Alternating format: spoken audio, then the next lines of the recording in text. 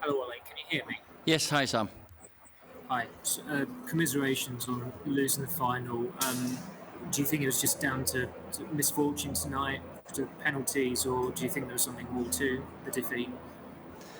Well, you know, when it goes to penalties, anything can happen.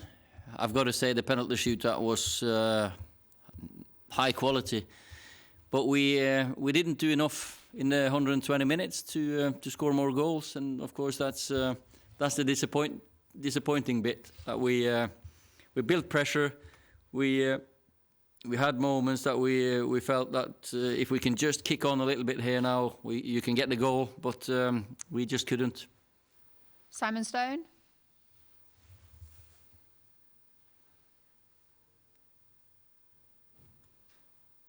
About the defeat. Is there probably a lot of big name players, but on nights like this, you need your big name players to deliver, and didn't think that they did tonight. Is that a disappointment? Yeah, you know, you got players with high quality there. We of course we started with loads of goal scorers, match winners, and we felt that we hoped that was going to give us the upper hand. We just couldn't get the first goal. I'm disappointed that we concede with the first chance, or only shot they've got on target. That's disappointing, of course. And after we scored, we pushed on for about 5-10 minutes. It looked like the game was there for us, but then we just couldn't kick on. I thought Scott McTominay though was absolutely outstanding out there. He was, for me, the best player on the pitch. Dave McDonnell. Ole, you waited late to make your first change at the 100th minute. Does that underline the kind of lack of options you had on the bench in terms of game changes, and also underline the big summer ahead you've got in terms of needing to strengthen what you've already said you need to do? Well, we felt the players out there. You got Mason, Marcus, match winners in their own right. Bruno Eddy, of course, they can create anything. Scott, as I said, I felt he was the best player on the pitch, and Paul. So it's difficult to make that change, especially when Fred's been injured for a week. But he came on and he did well, the boy. But we just couldn't create enough chances to win the game. You know, when they've got Torres and Albiol in there with crosses, it's always going to be difficult. We needed to play our way into the box quicker. Aidan McGee. Ole, can you call this a successful season, having finished second in the Premier League but lost the Europa League Final? How do you reflect on it? No, it's not a successful season, of course. And that's the fine margins in football. Sometimes, you know, one kick can define a season as a good one or as a successful one, and one kick says it's not. And improvement, yeah. Second in the league. That's probably no one expected us to be second in the league after the start we had, after the lack of pre-season we had. But the boys have been really, really good, and but just came up short tonight, unfortunately. And that's on penalties, which we could have been sat here saying it's a successful season after the same game. So, but trophies matter, and that's what matters at this club. So, no is a short answer. Laurie Whitwell. On that theme, Ole, in terms of fine margins, it looked like Bruno said to go second for the penalty shootout, and I think the statistics show that it's much more likely to, if you go first, that you win the shootout. I just wondered, was he aware of that? Is that what happened?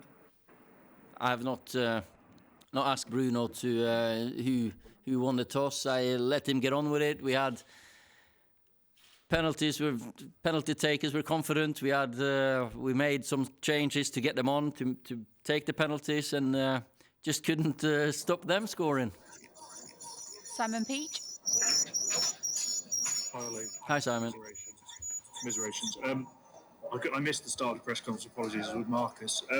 But there was an image of you as the fireworks were going up and Villarreal was celebrating, just looking into the distance. That feeling of you, for you and your players, are you bottling that to use next season? Yeah, of course we need to. That disappointment is a worst feeling. These are the moments you remember most in your career as a player, as a manager. And there's two ways. You can feel sorry for yourself and go on holiday and don't do anything about it, or you can go home and do something about it and come back even better, stronger, more hungry, ready from the first minute, because we know that we didn't start this season great. We fell behind and too far behind to be challenger for the league. So we need to start really well. Okay, last two, Sam and Simon Stone. Ollie, I know it's easy to say in hindsight, but given David's penalty record, did you ever give any consideration to putting Dean on for David because of his record? He saved a penalty last season against City, or was that not something that you ever would have done? Well, you go through every scenario, of course, and it has crossed my mind in the build-up to the game, but we were confident in David and we'd prepared. And but penalty shootout can happen. Anything can happen in those. So I stuck with the keeper who played all the game. Ollie, you said that you can learn from it and you can start the season better, but is it not just a basic fact that in order to challenge Manchester City, you need players who can improve the standard that you've got, and therefore, no matter how much work you do, you need the owners to back you this summer in the transfer market to make your squad better?